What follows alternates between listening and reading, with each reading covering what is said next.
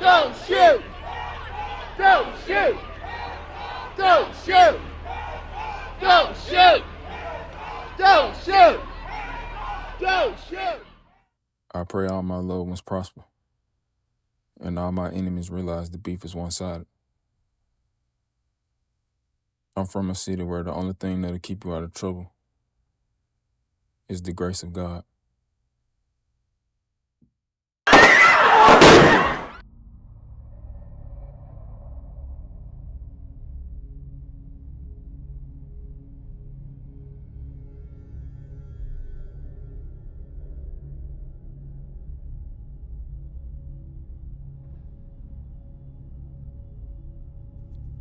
Chattanooga, Tennessee, the scenic city. But for a lot of people, ain't nothing scenic about it. A city where people got so used to tragedy, they start reacting to it. Warning. Some of the footage and subject matter featured in this documentary may be disturbing or difficult for some viewers to watch. Viewer discretion is strongly advised. This is Daniel Wilkie. You might remember him from part 4 of this documentary.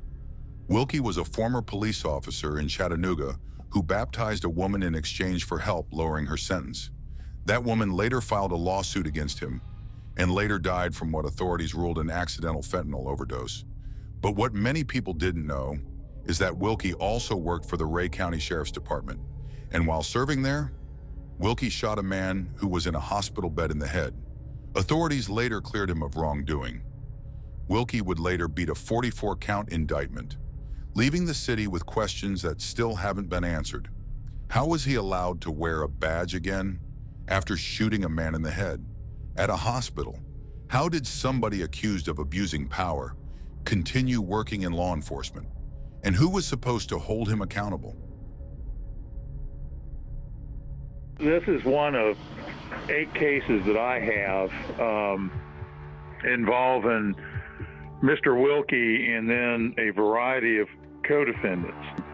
Common defendants in all those are Wilkie and Hamilton County government. Daniel Wilkie has been hit with a 44-count indictment related to his actions against suspects he stopped for minor offenses. Those counts range from rape to reckless driving.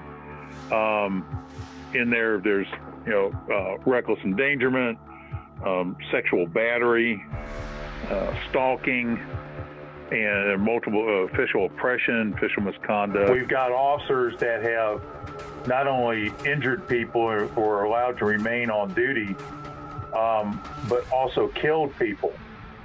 And until there was pressure from the local NAACP and black ministers here, no action was taken. Wilkie is also named in a wrongful death lawsuit of a man he shot while on duty for the Ray County Sheriff's Department. And it was, even though he was cleared, and that's one of the targets of my discovery in this case that we're going to probe, is what occurred there. He shot a man in the head at point blank range at a hospital when this guy was being taken to the hospital for some type of treatment. The scenic city, that's what they call it, but underneath the mountains, underneath the tourism ads and riverfront pictures, there's another side to this city, a side built on fear, violence, and silence. 1980. Racial tension in Chattanooga was already boiling over. The Ku Klux Klan was still active, still marching, still armed, still comfortable showing their faces in public. And one night, that violence found 5 black women. They weren't politicians. They weren't activists looking for attention. They were just people. Human beings trying to live their lives in a city that was becoming more dangerous by the day. Then the Klansmen arrived, armed with shotguns, fueled by hate, and they opened fire. Birdshot ripped into the women's bodies, not meant for a quick death, meant to scar, meant to terrorize, meant to send a message. And maybe the most disturbing part of this story is what happened after. Because when the case reached the courtroom, many people believed justice never showed up. 2 of the Klansmen were acquitted by an all-white jury. Another received only a light sentence. Imagine surviving a racist terror attack, only to watch the people accused of doing it walk away smiling. The city exploded with anger, because for many people in Chattanooga, this wasn't just about 5 women. It was about a system people believed had been protecting the powerful for generations. A system where justice seemed to depend on who you were and what you looked like. But the Chattanooga 5 refused to disappear. Instead of staying silent, they fought back. With the help of civil rights attorneys, they filed a lawsuit against the Ku Klux Klan itself. That victory became bigger than Chattanooga. The case helped create a legal blueprint that would later be used against hate groups across America. Not just exposing them, financially crippling them. And yet somehow, most people still don't know this story happened here, in the scenic city, because history doesn't always disappear through lies. Sometimes it disappears because nobody wants to talk about it anymore.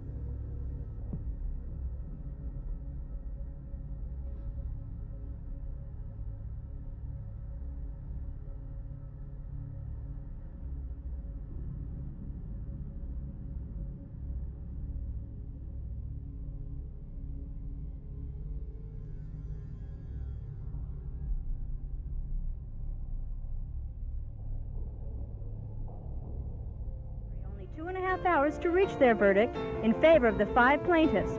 I don't think they were too hopeful that we were going to win this case. But when we won, they were overjoyed. So were we, because we knew that we had created a precedent that future lawyers, future litigants, future victims of Klan violence could use to sue them for money. The women were awarded $535,000, and the judge issued an injunction that prohibits the Klan from engaging in any action of violence in Chattanooga.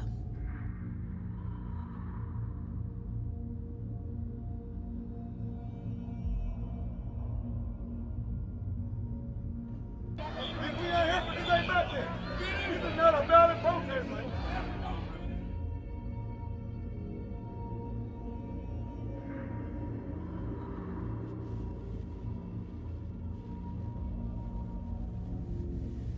"46 years later, and people in Chattanooga are still telling the same stories. Different names, different faces, different uniforms. But the accusations sound familiar. Abuse of power, corruption, silence, fear. The case should have been a turning point for the city, a warning, a moment where Chattanooga looked itself in the mirror and decided things had to change. But for a lot of people living here, it never really ended. Because when generations of people from different neighborhoods, different backgrounds, different decades, all describe the same problems, eventually you have to ask yourself why. Why do so many people still feel unheard? Why do families still feel like they have to fight just to get answers? Why are people still afraid to speak publicly about those in power? And why does accountability in this city always seem just out of reach? This documentary is not saying every officer is corrupt. It's not saying every public official is evil. What it is saying is that too many people in Chattanooga have stories that sound way too similar. Stories of intimidation, stories of neglect, stories of power being protected instead of questioned. 46 years later, the technology changed, the buildings changed, the leadership changed. But according to many people in this city, the culture never did. And maybe that's why these stories keep resurfacing. Because history doesn't disappear when it's ignored. It waits.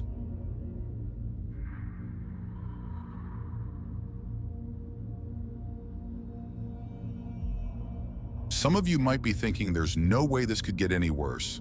But it does. In fact, parts 1 through 5 only scratch the surface. There's more to these stories. And not only that, there are still hundreds of stories left to be told. To understand part 6, you have to understand what was said and what was done in parts 1 through 5. If you've been watching since part 1, then you've probably noticed the pattern. Case after case, death after death, more questions than answers. This city is known for its beauty, but nobody talks about the beasts living inside it. And when the people who are supposed to protect you are the same ones hurting you, There's no amount of beauty that can take that pain away. 2 weeks before my sister's death, there was another inmate, Derek Wilson, that was transported from the jail to the hospital. He died 2 weeks before my sister died due to lack of oxygen and severe brain injury. Making videos. I never post videos, as a matter of fact. But there was an incident with my son that happened in the Hamilton County Jail. So on March 5th, I received a call from a detective down in Hamilton County at Chattanooga, Tennessee, who had informed me that my brother had some type of medical event and was rushed to Erlanger Hospital, where he was on a ventilator, and I was told that he was not getting any better. He had no information as to what had happened. So I called my mom. We rushed from Texas all the way to Tennessee. We got there about 1 in the morning. The detective had told my mom that once we got there, we would be able to see my brother. So we get there and we weren't able to see my brother. We were informed that it would have to be improved. He was under a John Doe. We just couldn't get inside to his room. So we waited overnight. We got a hotel room. We went back first thing in the morning, spoke with the detective over the phone who called us and told us that it had been approved. He apologized. He had already told them to let us in once we got there, that he thought they understood, but there was some type of miscommunication. So we rushed to the hospital as soon as visiting hours opened, where we were informed that one at a time we could go in for 30 minutes, one time a day, and there would be a police officer inside of the room. Okay, so when I got there, the police officer met me out at the door, and he told me that once I went in, I would not be able to touch my son, couldn't hug him, had to leave my jacket, my purse, everything outside as I went in to see my son laying there on a ventilator, unresponsive, not breathing on his own. He was still having seizures when I got there. It was a very painful situation for me to have to walk into. And as I'm sitting there, the police officer is telling me that this is the second time they've had to have my son there at the hospital twice. The week before he was there, and now this time was a different kind of medical situation. And during that time, he was without oxygen for 23 minutes. They gave him some type of oxygen mask where it was not able to get to his brain because they waited 23 minutes to give my brother some type of oxygen. So we were informed that we would have to wait 72 hours to get a brain scan done on his head, on his brain, to find out if he had brain activity. 72 hours came. My brother was still having seizures. He's 34. He's never had seizures before. So they had to postpone it. On March 10th, they did the scan. On March 11th, we were informed that he had no brain activity due to no oxygen for 23 minutes, and he was brain dead. So we ended up having to take him off of the ventilator on March 12th, and we were not prepared to say our goodbyes, but we had to do what we came to as a family.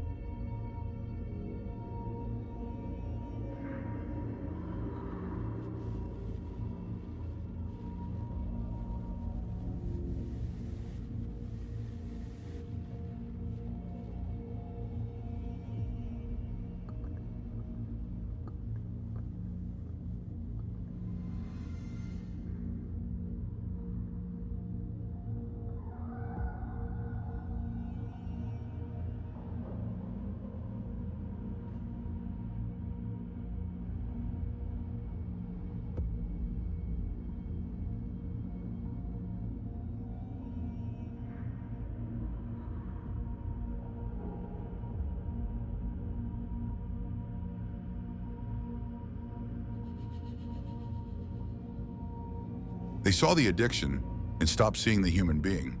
That's the part nobody wants to talk about. In this city, the moment somebody gets labeled an addict, people start treating pain like punishment. Medical emergencies become their fault. Cries for help become excuses for neglect, and basic human decency suddenly becomes optional. This woman had a medical emergency inside the Hamilton County Jail, but instead of people asking, did she receive proper medical care? Some immediately went digging through her past, as if addiction cancels out humanity, as if struggling means your life matters less, as if somebody's worst moments should decide whether they deserve help while suffering inside a jail cell.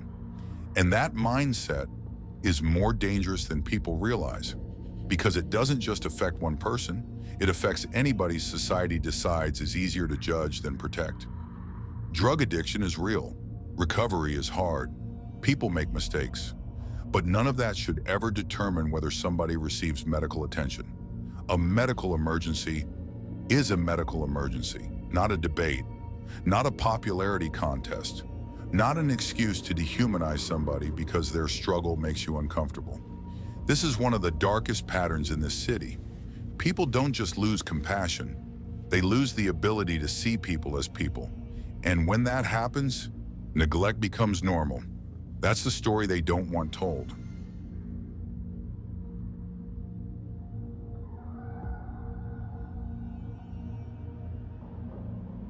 So, I wanted to make a follow-up video. There was a lot of people in the comment section that asked why Tiffany was in jail. Tiffany was picked up Friday night on drug charges. Tiffany has a history of drug addiction. But being in jail does not mean that you lose your rights to proper medical care. And that is what I'm questioning. Was she provided proper medical care in a timely manner, dealing with inmates that have a known drug addiction? What are your protocols dealing with those inmates that are potentially withdrawing? Tiffany's death is not the first death that has happened at the Hamilton County Jail. That's why I'm so alarmed that nobody is talking about it. The news won't talk about it. And I want to know how many more people have to die in the Hamilton County Jail. Billy Brumlow, his nephew, was found unresponsive. Authorities called it an accidental fentanyl overdose. But Billy says something different. He believes his nephew was tortured, beaten, and to this day, he's still searching for answers. Amanda Galloway, her ex, had ties to local law enforcement.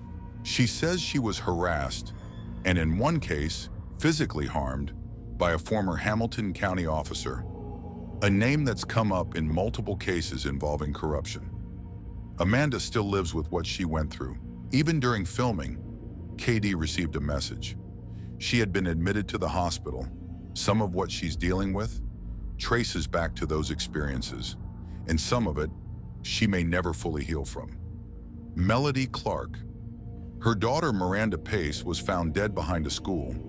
Police called it an accidental fentanyl overdose, but Melody found evidence of her own. Signs that her daughter struggled before she died, and still, no clear answers. Charity Starr. Her sister was in the care of Hamilton County Jail when something went wrong. Officers didn't follow protocol. An inmate later told Charity she saw officers dragging her sister's body out of the pod while she was having a seizure.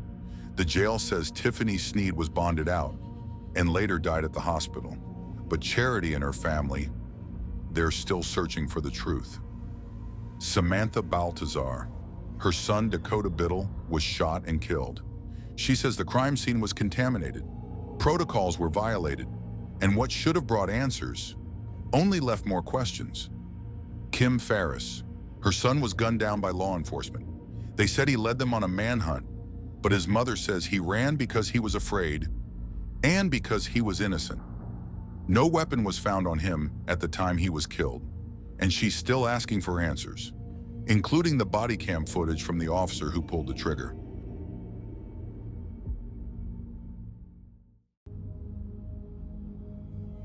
I know they thought I was bluffing, but now they see how serious this is. The crazy part is, it's just the beginning. They ask if having a target on my back scares me.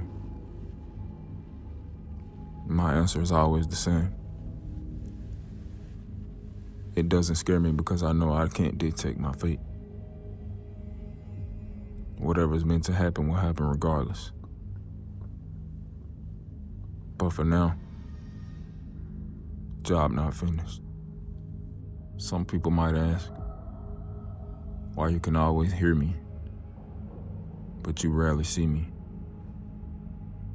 The answer is simple. I don't feel like power comes from being seen. I feel like power comes from being heard. This next segment is different.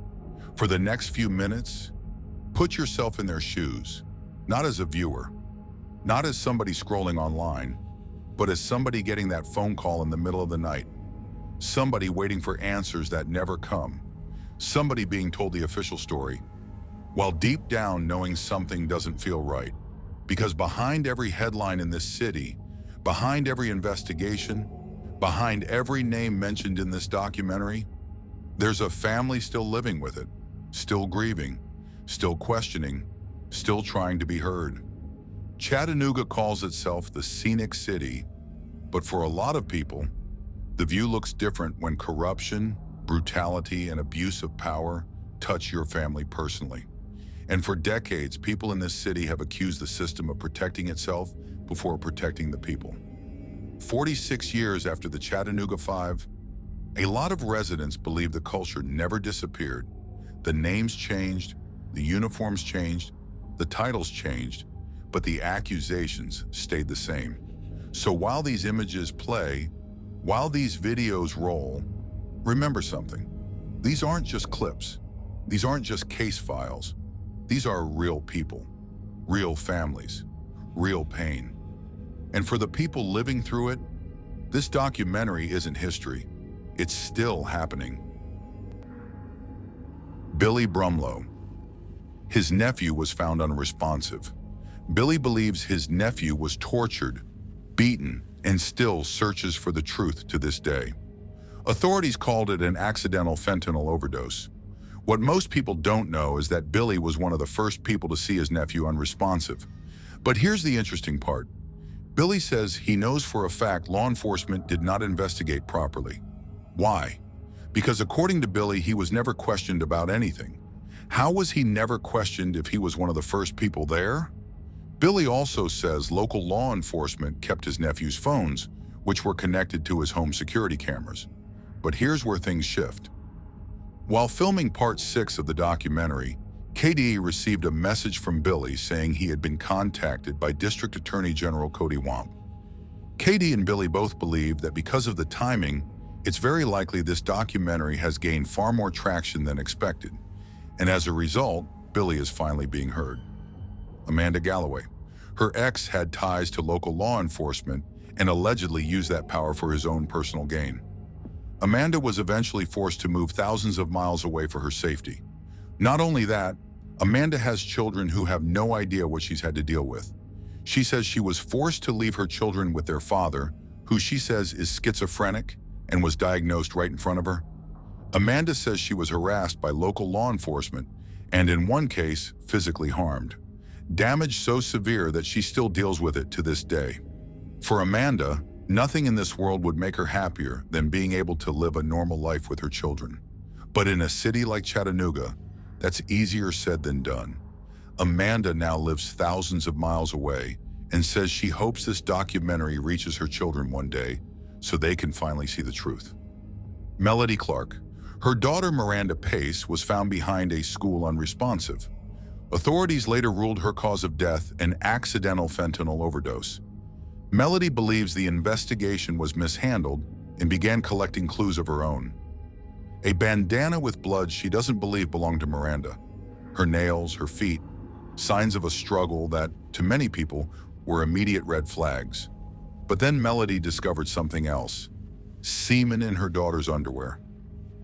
How could something like that be missed? Why was something like that never brought up? In this city, the minute drugs are involved, people use it against the victim. As a result, some of these cases are not being investigated correctly, because in the eyes of some local authorities, it's easier to blame a drug or an addiction than it is to be held accountable for doing the bare minimum. Melody says she will not stop until she gets the answers she's looking for. Aaron Dakota Biddle. He was shot and killed in what authorities described as a physical altercation gone bad. The thing is, Dakota was shot in the face while leaving. His mother, Samantha, immediately questioned what really happened and was ultimately left with more unanswered questions than actual answers. She says local law enforcement contaminated the crime scene and at one point treated her as if she was wrong for asking questions. Dakota had a dislocated arm. According to the family, it was never mentioned in the autopsy. How do you not report a dislocated arm in an autopsy? Protocol was violated. Dakota's body was moved multiple times like a rag doll. Photos were allegedly taken from a personal cell phone by someone working the scene, which eventually left people with a lot of questions. The most important one being, are any of these cases being handled correctly, or is violating protocol the new norm? Shandell Riley. She was arrested and baptized by former officer Daniel Wilkie. She later filed a lawsuit against him. Not long after, Shandell was found dead from what authorities ruled an accidental fentanyl overdose. People in this city had a very hard time believing foul play was not involved, and once again the cause of death was ruled an accidental fentanyl overdose.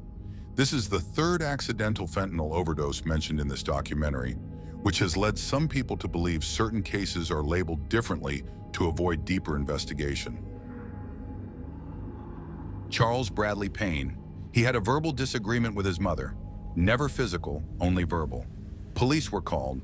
Authorities say when officers arrived, Payne was waving a bat and at some point picked up a knife. One officer opened fire, killing him. Payne's mother says she never saw a weapon and never saw him attack anyone. The family later filed a $20 million lawsuit. They claim authorities repeatedly called it an ongoing investigation and refused to speak on the case long enough for the statute of limitations to lapse. The family is still seeking justice. James Ferris. Authorities say he led them on a manhunt, but according to his mother, that wasn't the case at all. She says James was innocent and ran because he was scared.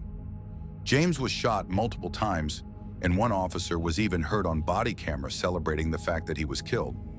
James's mother, Kim, says she has still never seen the footage from the actual officer who shot her son and continues fighting for justice to this day. Charity Starr.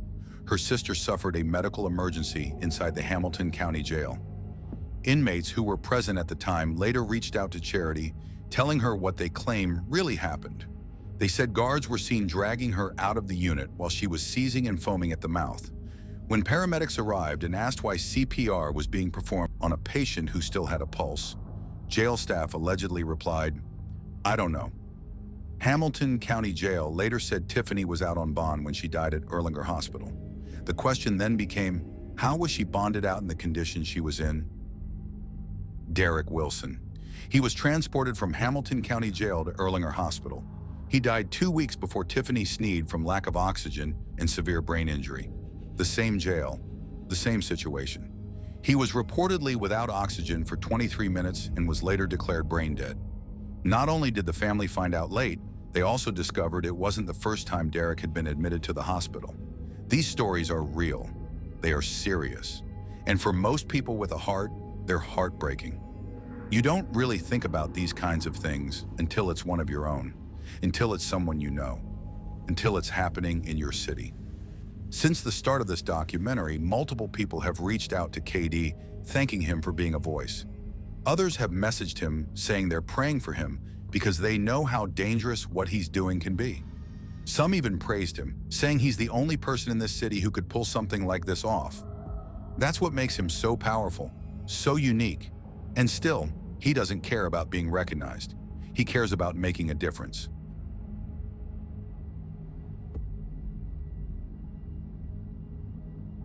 The crazy thing is, it's just the beginning.